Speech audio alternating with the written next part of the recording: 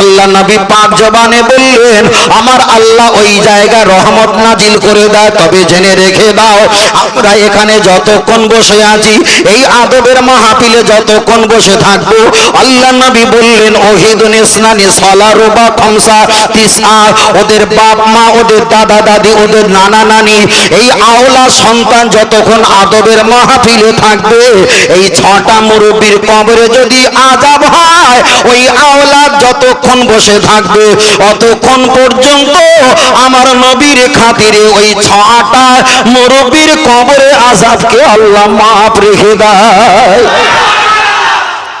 ও আমার সোনা মানিকেরা, লক্ষ্য করে দেখা যায়, তাই আমরা কোরআন হাদিসের অনুকূলে, ইজমা কিয়াসের অনুকূলে আমরা নবী প্রেমিক, নবীর কথা বলে থাকি।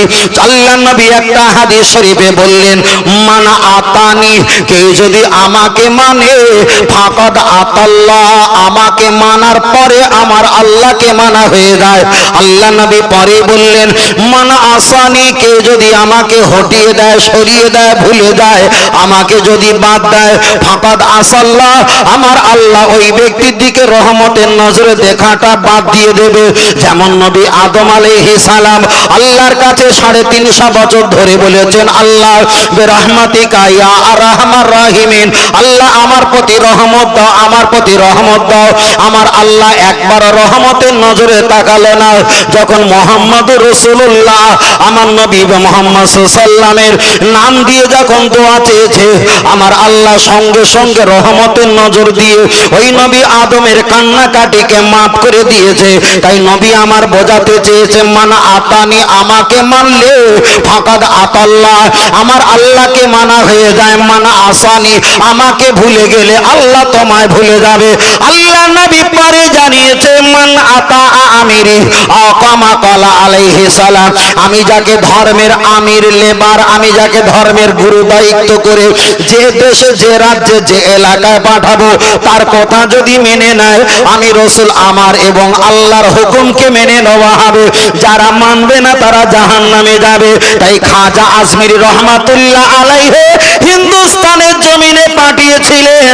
আল্লাহ নবী তাকে ধর্মের লেবার, ধর্মের আমির করে পাঠিয়েছে।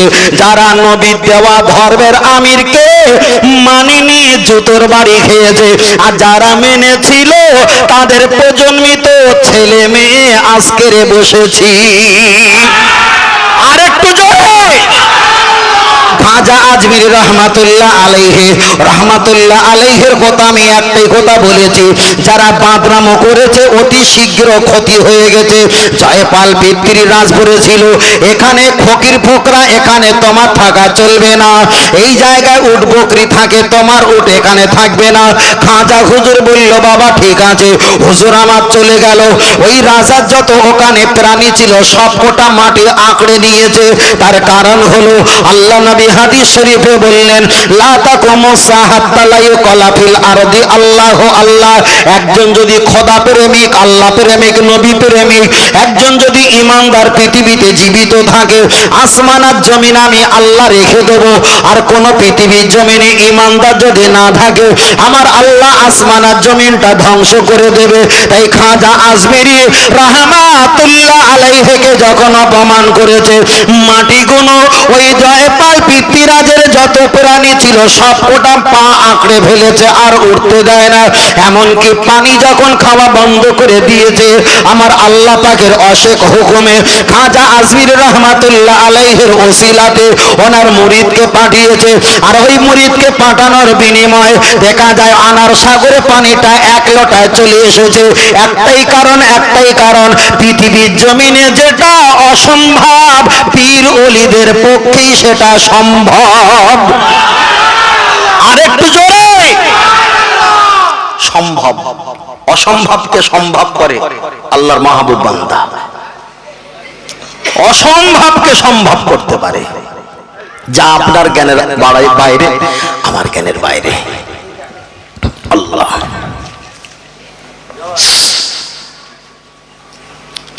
ও আমার সোনা মানিকের, আমি আপনাকে বোঝাতে চেয়েছি তাহলে খাজা আজমিরি পীর রহমাতুল্লাহ আলাইহি হুজুরের একটা এক্সাম্পল দিলাম। কে মানতে বলেছে? আমি নয়, উনি নয়, উনি নয়, কেউ নয়, স্বয়ং আল্লাহর নবী বলেছে আমি যাকে ধর্মের আমির করে পাঠাবো তাদেরকে তোমাদের মানা লাগবে। কিন্তু নবী আমার বললেন আমি বানিয়ে বানিয়ে কিছু বলি না, কিছু করি না।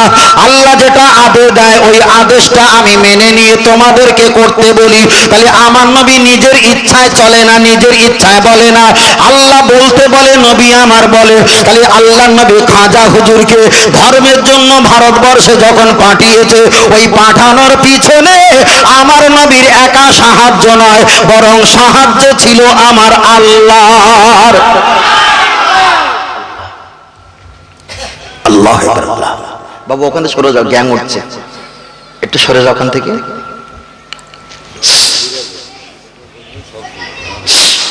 হে আমার সোনা মানিকেরা, আজ আমি আপনাকে বোঝাতে চেয়েছি, চলেন একটা বাদ দিয়ে আপনার কাছে আর একটা অপশন আগিয়ে যাওয়া যাক। লক্ষ্য করে দেখা যায় বড় পীর সাহেব রহমাতুল্লাহ আলাইহি, আমরা তাকে একজন আল্লাহর মাহবুব বান্দা। পৃথিবীতে যত ওলি আব্দাল গৌস কুতুব হাজি নামাজি মুত্তাকি পরহেজগার যত আল্লাহ আলা ভীরতা খোদা আলা বান্দা আছে, সব বান্দার কাঁধের উপরে বড় পীর সাহেব রহমাতুল্লাহ আলাইহির কদম কদম। কিন্তু বড় পীর সাহেব রহমাতুল্লাহ আলাইহিকে মানতে হবে কিনা আপনি আমি বললে আপনি ফেলে দিতে পারেন, উনি বললে আপনি বাদ দিতে পারেন, কিন্তু আমি হাদিস থেকে আপনাকে প্রমাণ দেখাবো বড় পীর সাহেবকে মানার দলিল। আল্লাহ আল্লাহ নবী জানিয়েছে, ও আমার সাহাবায়ে কেরাম আমি তোমাদের জানিয়ে দিলাম লা তাসুমুন নার, ওই ব্যক্তি জীবনে জাহান্নামে যাবে না। মান রানি, যারা আমায় দেখে কলেমা পড়েছে। জোরে বলেন। খাজা হুজুরের সম্পর্কে একটা দলিল দিলাম, বড় পীর সাহেব বলছি। আল্লাহ নবী জানিয়েছে লা তাসুমুন নার, ওই ব্যক্তি জীবনে জাহান্নামে যাবে না। কেন যাবে না? মান রানি, যে ব্যক্তি আমার হাতে হাত দিয়ে কলেমা পড়েছে।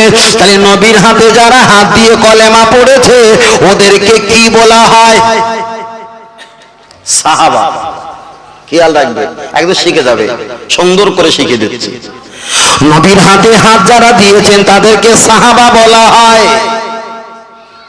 কিন্তু নবী দুনিয়া থেকে যখন চলে যাবে, সাহাবারা হায়াতে থাকবে। নতুন কোন নব মুসলিম যদি মুসলমান হতে এসে যদি সাহাবাদের হাত ধরে কলেমা পড়ে, তাকে কি আর সাহাবা বলা যাবে? নবীর হাতে হাত দিলে সাহাবা, কিন্তু সাহাবার হাতে হাত দিয়ে কলেমা পড়লে সাহাবা নয়। এবার গেঁড়া কল। আল্লাহ নবী জানিয়েছে আমার সাহাবারা দুনিয়াতে ইসলাম নিয়ে বেঁচে থাকবে। আমার অবর্তমানে আমার চলে যাবার পর আমার সাহাবাদের হাতে হাত দিয়ে যারা কলেমা পড়ে আমি রাসূল আমার আল্লাহকে বিশ্বাস করবে, তারা সাহাবা হতে পারবে না, তারাই হবে তাবিঈ তাবিঈ তাবিঈ। আল্লাহ নবী বললেন আমার রানি, যারা আমার সাহাবার হাতে হাত দিয়ে কলেমা পড়বে ওদেরকে তাবিঈ বলা হয়। নবী বললেন আমার রানি, আর তাবিঈরা হবে নিঃসন্দেহে জান্নাতি জান্নাতি।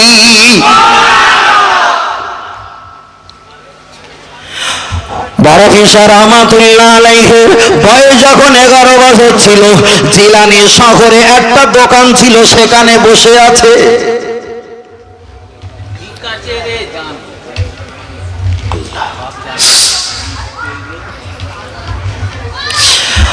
আল্লাহ নবী সাহাবারা রাস্তা দিয়ে হেঁটে যায়, বড় পীর সাহেব রহমাতুল্লাহ আলাইহি আল্লাহ নবী সাহাবাদের কাছে তিনি দৌড়ে গিয়ে জিজ্ঞাসা করলেন ইসমুকা ইয়া কি, তোমাদের নাম কি? বললেন আমরা হলাম নবী সাহাব, আমা বাইতুকা, তবে তোমাদের বাড়ি কোথায়? বললেন আমাদের বাড়ি হলো মক্কার মদিনায়। কেউ বললেন কুফায়, কেউ বললেন দেখা যাচ্ছে নানাঘরে, কেউ বলল মরক্কে, কেউ বলল আমাদের বাড়ি তায়েফ। বড় পীর সাহেব রহমাতুল্লাহ আলাইহি বললেন তাহলে তোমরা যখন নবী সাহাবা একটা বার দোনো আইদিয়াকুম, দুটো হাত দাও। বলো সুবহানাল্লাহ। হুজুর ওই সাহাবাদের দুটো হাত ধরে তিনি কেঁদে বললেন আবু সালে মুসা জাহাঙ্গীর রহমাতুল্লাহ, আমার মা উম্মুল্লুরা মা ফাতেমা, তারা আল্লাহ এবং নবীর বিশ্বাস করে কবরে চলে গেছে। আমি আব্দুল কাদের জিলানী শহরে নবীর সাহাবাকে যখন দেখতে পেয়েছি, আমিও প্রমাণ করে দিলাম আল্লাহ এবং নবীকে আমি জানে প্রাণে মানি। হাদিসটা আরেকটু পিছিয়ে দাও। নবী বললেন, আমার হাত ধরে যারা আল্লাহকে বিশ্বাস করবে তারা হবে সাহাবা, আর আমার সাহাবার হাত ধরে যারা বিশ্বাস করবে সাহাবা হতে পারবে না, তারা হবে তাবিঈ। তাহলে বড় পীর সাহেব নবীকে পেল না জীবদ্দশায়, নবী সাহাবার হাত ধরে বললেন, আমি আব্দুল কাদের আল্লাহ এবং নবী বিশ্বাসী, রসুলের হাদিসের আওতায় বড় পীর সাহেব হয়ে গেছে তাবিঈ। তাবিঈ আল্লাহ নবী বললেন, আর আমার রানি আর তাবিঈরা জান্নাতি। আর একটু জোরে। তাহলে আপনাকে বলছি, বড় পেশা রহমাতুল্লাহ আলাইহি কাদের দিদার পেয়েছে? জীবদ্দশা, স্বপ্নের কথা বলছি না, নবী সাহাবাদের। আর নবী সাহাবার হাত ধরে যদি কে বলে আমি মুসলমান, আমি আল্লাহ এবং নবী বিশ্বাসী, তাকে কি বলা হবে? তাবিঈ। সাহাবী না, তাবিঈ। আর তাবিঈরা রাসূল বলেছেন সুসংবাদ, যারা আমার সাহাবার হাতে হাত দিয়ে কলেমা পড়বে আমার চলে যাবার পর, এদেরকে যারা সম্মান প্রদান করবে তারা তাবিঈ, তাদের সুসম্মান হলো আর মর্যাদা হলো তারা জান্নাতি। তাহলে বড় পীর সাহেব রহমাতুল্লাহ আলাইহি নবীর সাহাবাদের হাত ধরে আল্লাহ এবং নবী বিশ্বাসের কথা বলেছিল না বলেনি? বলেছে। তাহলে নিঃসন্দেহে তিনি জান্নাতি। জান্নাতি একটা। তাহলে বড় পীর সাহেব রহমাতুল্লাহ আলাইহি তিনি জান্নাতি।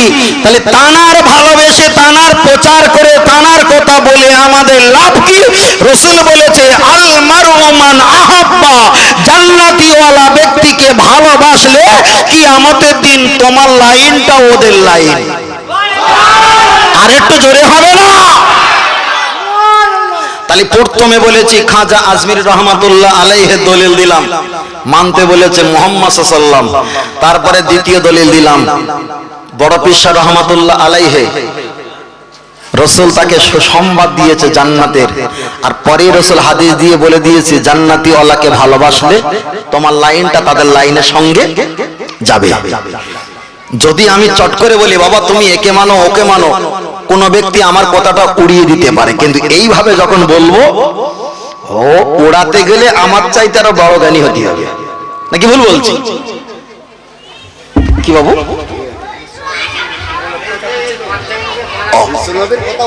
আল্লাহ আল্লাহ আল্লাহ।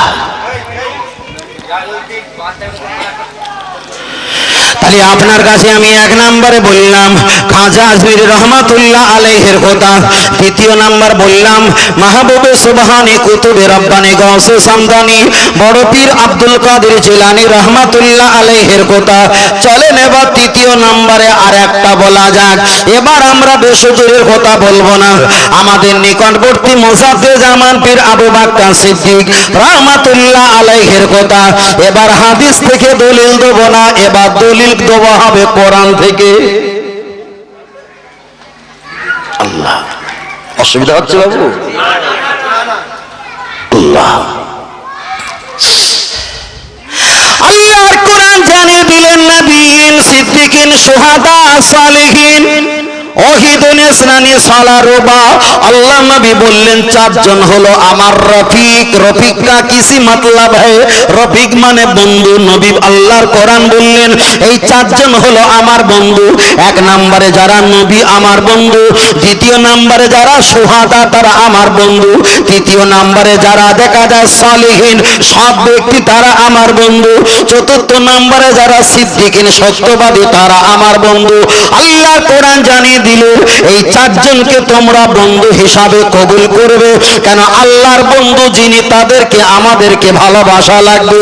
আল্লাহর কোরআন বললেন এই চারজনকে তোমাদের ভালোবাসা লাগবে। তবে চারজনকে যদি তোমরা না পাও কমপক্ষে তিনজনকে তোমরা ভালোবাসো। যদি তোমরা তিনজন তোমাদের জীবনের হায়াতে যদি না পাও অন্তত দুইজনকে তোমরা ভালোবাসো। দুইজন যদি তোমাদের হায়াতে জিন্দেগিতে খুঁজে না পাও কমপক্ষে একজনকে তোমরা ভালোবাসো, তবে একজনকে যদি তোমরা মোটেই না ভালোবাসতে পারো, মিনাল খাসিরিন, তুমি হবে 72 নাম্বার দল।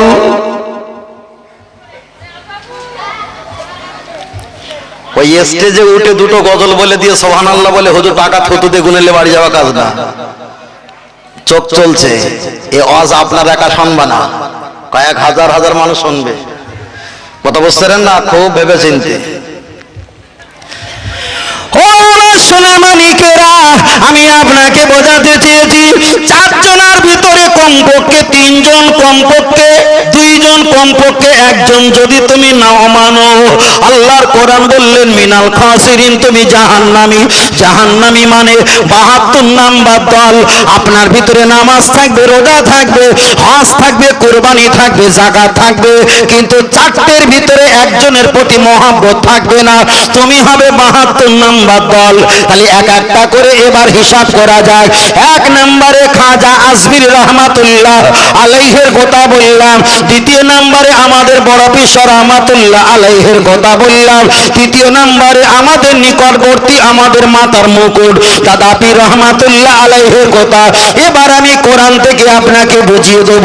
চলেন, আল্লাহর কোরআন বললেন এক নম্বরে, নবীগণ তোমরা নবীর দরবারে চলে যাও, তোমরা নাজাত পেয়ে যাবে।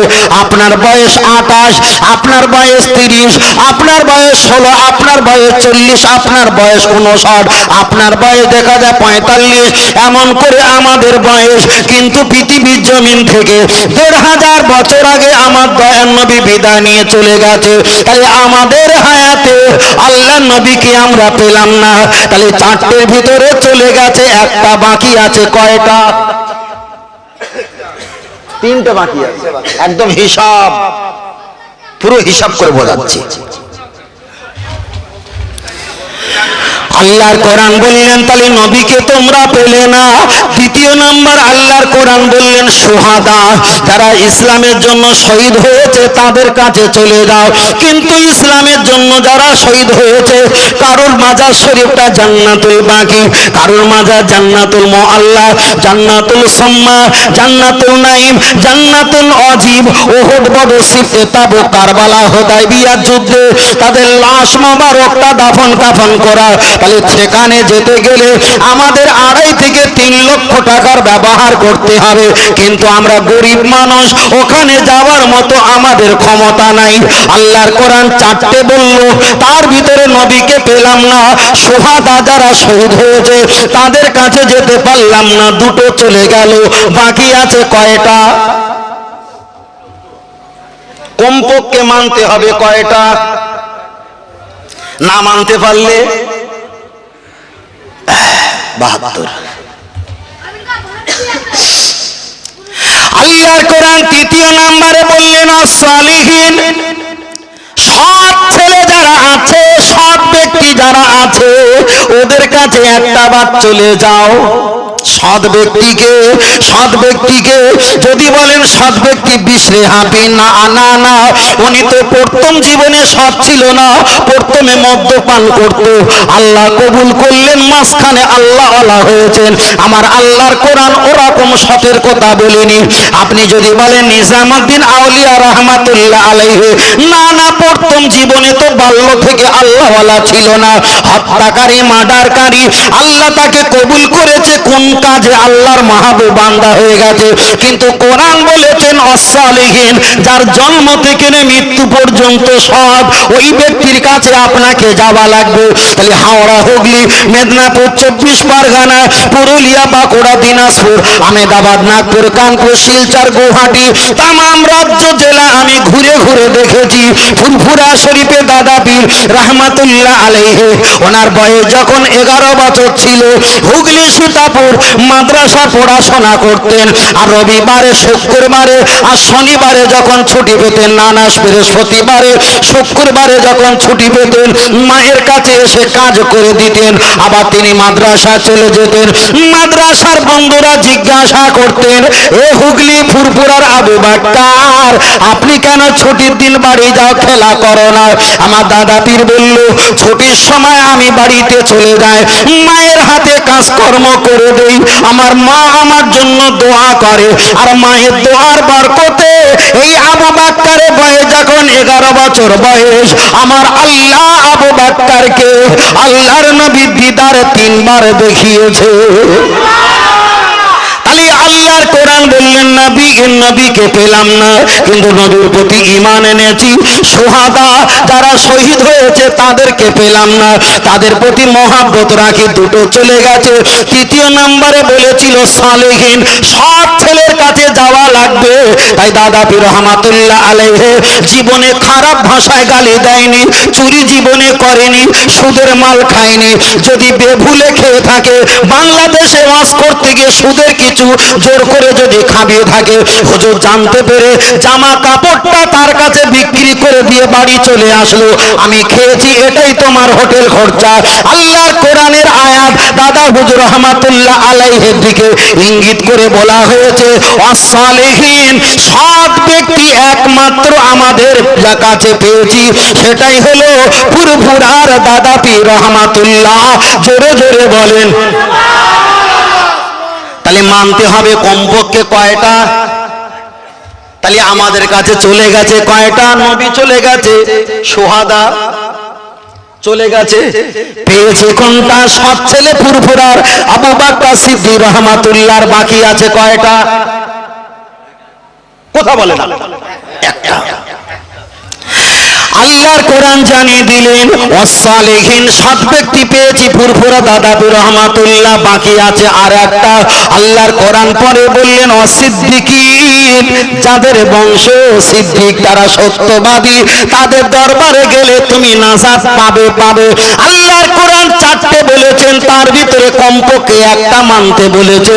আমরা নবীকে পাইনি, আমরা শুহাদাকে পাইনি, কিন্তু দাদা পীর রহমাতুল্লাহ আলাইহি একদিকে সৎ ব্যক্তি, অপরদিকে বংশটা হলো সিদ্দিকিন।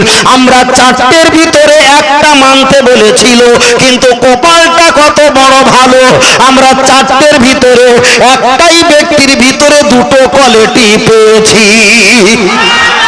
আরেকটু জোরে বুঝতে পারছো বাবা? পেছনের ভাই বুঝতে পারছো? রাস্তার ওপারে ভাই বুঝতে পারছো? আল্লাহ কবুল করেন, বলেন আমিন।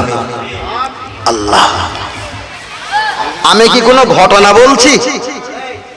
না, আমি কোনো ঘটনা বলছি না। এই যে আপনাদের একটু কাছাকাছি টেনে নিলাম, পরিবেশটা কেন? আমার কথাটা যেন একটা স্লিপ না হয়, আর আপনারা যেন কর্ণপাতটা করেন ভালো করে, তাহলে আমাদের কথাটা বলা আর শোনা, রাস্তা চলা, সাইডটা সম্পর্ক ভালো থাকবে।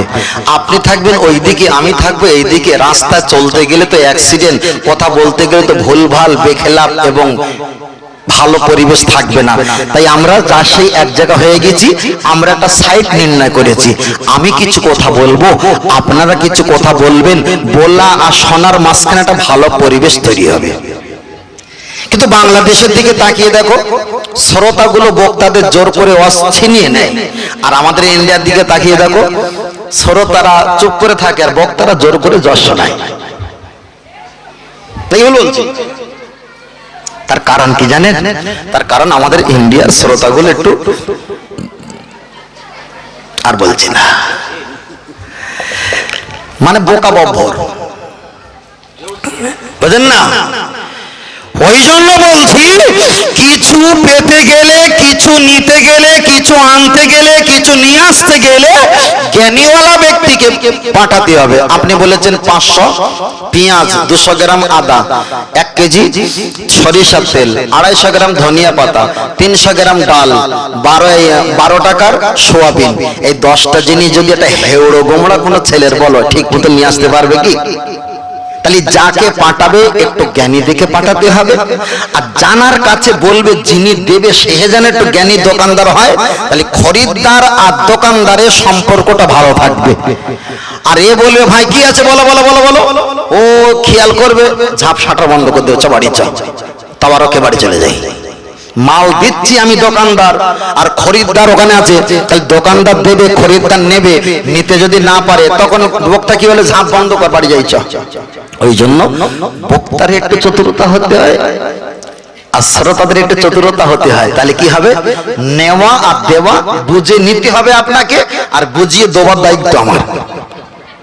তাহলে মালগুলো গন্তব্যস্থানে পৌঁছাবে। আল্লাহ কবুল করেন, বলেন আমিন। আর একটু জোরে হবে না, আর একটু জোরে বলেন আল্লাহুম্মা আমিন। নারে তাকবীর, নারে তাকবীর। আহলে সুন্নাত ওয়াল জামাত সিলসিলা হক ফুরফুরা শরীফ, নারে রিসালাত, মক্কা মদিনা শরীফ, আল কোরআনের আলো, আল হাদিসের আলো, নারে তাকবীর। আল্লাহ কবুল করেন, আল্লাহ কবুল করেন, বলুন আমিন। তুমি বসো বাবু, যাচ্ছি দখল করে নিয়েছ নাকি? এই আল্লাহ, আল্লাহ আকবার, আল্লাহ। কয়দিন আজকে তো 26 তারিখ পড়বে, তাই না? 27 সব কেক তো রাস্তায় তাল দেওয়া আছে, খাবা না? কেক খাবে না? বারবার করে বলছি ছেলেদেরকে, বাঙালদের জন্য বছরে প্রথম সেটা হলো বৈশাখ মাস, তোমাদের জন্য বৈশাখ মাস তো। ইংরেজদের জন্য বছরে প্রথম হলো জানুয়ারি মাস। ইমানদারদের মুসলমানদের বছরের প্রথম হলো মুহররম মাস। আমরা যখন মুহররম মাস পালন করি, মুহররম মাস পালন মানে কি, ওই তরোয়ালা জিঞ্জিরা ছুরি লাঠি নিয়ে এগুলো ভণ্ড চিটিংবাজ, আমরা ওভাবে পালন করি না। ওরা ইসলামের কেউ না, ওসব গাঁজাখোর, মালখোর, ভণ্ড। আর ওদের ওই চিত্র দেখে আমাদের জবাব দিতে হয়। তাহলে মুহররম মানে কি ছুরি বার করা, বদমাইশ, বুঝলেন না? এখন ইসলামের কেউ না ওরা। তাহলে বছরে বাঙালদের জন্য বছরে প্রথম হলো বৈশাখ মাস, ইংরেজদের জন্য বছরে প্রথম হলো জানুয়ারি মাস, ইমানদারদের জন্য বছরে প্রথম হলো মুহররম মাস।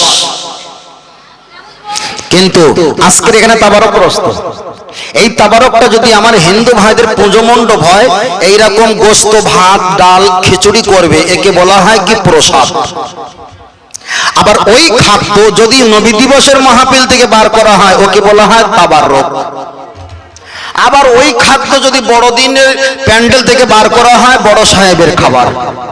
তাহলে খাদ্যে কোনো দোষ নেই, ব্যবহারে দোষ, কেকে কোনো দোষ নেই, কিন্তু এই দিনটা পালন করাটা দোষ। কথা বুঝতে পেরেছেন? কেক আপনি আগে খাবেন, পরে খাবেন। আপনি যেমন প্রতিনিয়ত চায়ের দোকানে কেক দিয়ে চা খান, আপনি খাবেন, তবে যে ওই কেক কিনে খেতে হবে, এটা কিন্তু ইসলামের কোনো শোভনীয় নয়। ছেলেদেরকে বলছি, আপনি কারোর ধর্ম আগ বাড়িয়ে আপনি অযথা পালন করবেন না। তার কারণ হলো ইস্তেকামাত। ইস্তেকামাতের বাংলা অর্থ হলো গোড়াই, গোড়াই, গোড়াই, নিজের জায়গায় নিজে দাঁড়িয়ে থাকা। আমি আলেম, আমি শুট করব না, আমার পাঞ্জাবি, এটা আমার গোড়াই, ইস্তেকামাত। আপনি একটা মহিলা, আপনি শাড়ি পরবেন, প্যান্ট শার্ট পরবেন, ওটা আপনার ইস্তেকামাত, গোড়াই। একটা পুলিশ উর্দি পোশাক পরবে ডিউটিতে, ওটা তার গোড়াই, ইস্তেকামাত। আপনি ইসলাম, ইসলাম পালন করবেন, এটা আপনার গোড়াই, ইস্তেকামাত।